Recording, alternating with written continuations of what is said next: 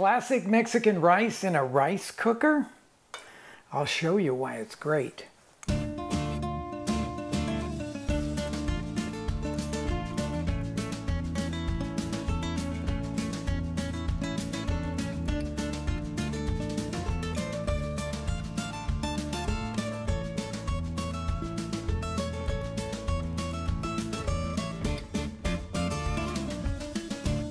Hi everyone, and welcome back to my kitchen. Now this page in our taco manual takes us to an accompaniment that I'm sure you're going to want to put on the table when you're inviting family or friends to have some tacos.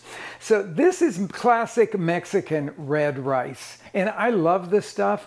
It's so homey, it's so incredibly comforting, but it does take you through several steps that may not be customary in your own rice cooking in your house. And then I'm going to show you a really great way to have it warm for you when you need it.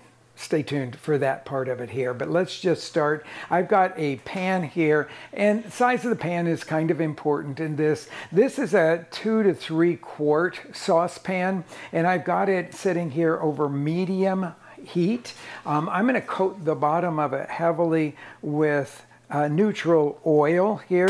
I'm using safflower oil.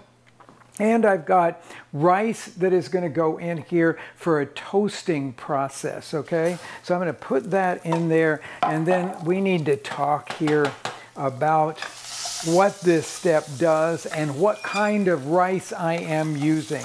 Okay, you'll notice that instantly when I put this rice in here, that kernels started turning from translucent to a kind of milky white. That's the cooking of that starch. That is what we call pilaf style of rice cooking.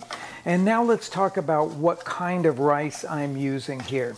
So the most famous rice in Mexico is probably the one from the state of Morelos, just south of Mexico City. And that rice is medium grain rice. And I am totally in love with it. So here at home and in our restaurants, we use medium grain rice. It has a little bit more texture to it, which I really like, but you can easily make this recipe with long grain or extra long grain rice if that's what you have on hand. It'll work. It'll just be a sort of a, shall we say, less toothsome kind of texture to it. It'll be a little softer. Now I'm going to continue to cook this until all of the kernels have turned to a kind of milky white. Some of them will get a little toasty, but while this is toasting, I'm going to just step away from the pot for a second to make the flavoring part of this. So we're going to start here with a can of tomatoes. I'm using fire roasted tomatoes. I tipped off most of the liquid there, and I'm going to put that into the blender jar. And then I've got a couple of garlic cloves, which I'm going to cut in half here.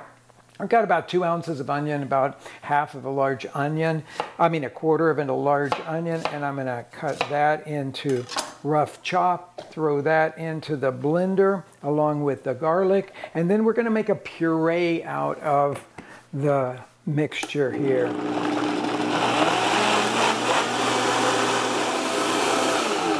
Okay, enough time away from my pot. I gotta get back to stirring this. I'm noticing a little bit of toastiness that's going on at the bottom here, a little browning, and that's all okay, especially when you're making the classic Mexican red rice. And then you'll notice this change in sound. It's like everyone will tell you this change in sound in Mexico, that it'll start to sound like you have just simply sand in here. It's got a kind of funny squeaky sound to it when it is just about ready here. And I'm looking at this and thinking how ready this looks. I don't see any kernels that are still translucent. Everything's milky white. We've got a nice little bit of browning going on here. And I'm going to take the puree that we've made of onions, garlic, and tomato, put that into the pan, and I'm going to stir everything together. And once it's mixed, I am going to let it just sit for a minute 2 minutes maybe, until it looks a little bit dry. That rice will immediately start to absorb the liquid in the tomato puree here, and it will cook, but you don't want to stand there and stir it. Then you're making risotto and it's going to come out creamy rather than fluffy. So I'm just going to let that sit there for a couple of minutes. I'll show you what it looks like in just a bit. Okay, so I've slid this in here because this is going to be the apparatus in which we're going to cook and keep warm the rice. I love this rice cooker. I love the fact that I can make rice an hour before people come to a party, and it's always perfect and ready for me to go. You have to look in this pot now. It's all dry on the top. I'm going to go to the bottom here. I don't want it to stick and I don't want it to brown. You will notice that it does stick just a tiny bit on the bottom of this pot. But again, I don't want to stir it vigorously. I just want to dislodge it.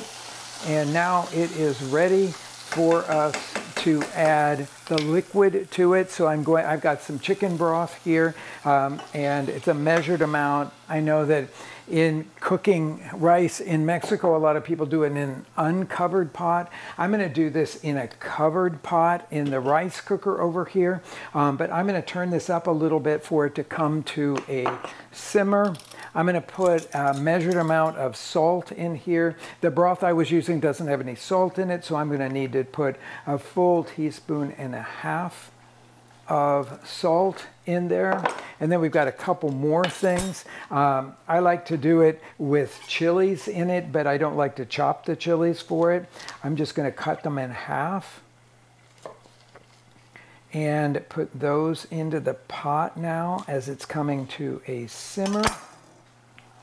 And then I've got some parsley here.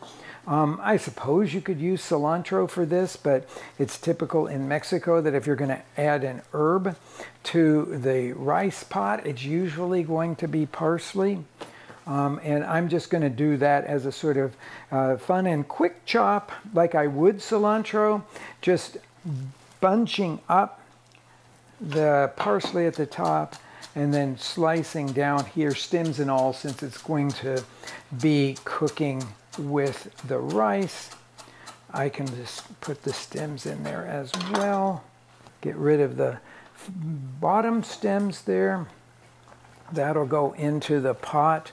And now, once it comes to a full simmer here, I'm just going to put it into the rice cooker and let it cook away. And now into the rice cooker. Just tip it all in there, scrape out all of your rice.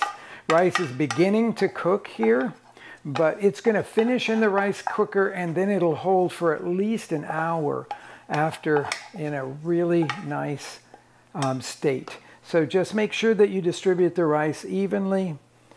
When you do that, put the top on, and then I'm going to reach around and just put it on cook. And you'll probably see it click off after about, I don't know, 5 to 8 minutes. Just let it go. And just let it continue to cook on the keep warm cycle. It'll be ready in about 20 minutes, as most rice will. It's been about 25-30 minutes since we put the rice in here. The great thing about rice cookers, it will just hold things warm until you're ready to serve. But I want to show you what it looks like in here. I peeked at about 20 minutes and put my fork in there just to see how it looked. And so that's why it's a little fluffed in the very middle here. But mostly it'll look just sort of matte red on the top. But this is the moment at which you go in and you very gently fluff the rice.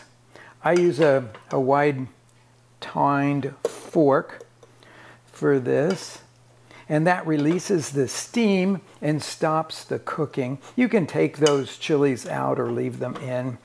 They've already done all that they can do to flavor this rice, but look at how beautiful that is. And then, when you have friends over for a taco party, your rice is all ready, and it will hold for an hour or more in a beautiful state in the rice cooker, just like that. Put the top back on and wait for your friends to arrive.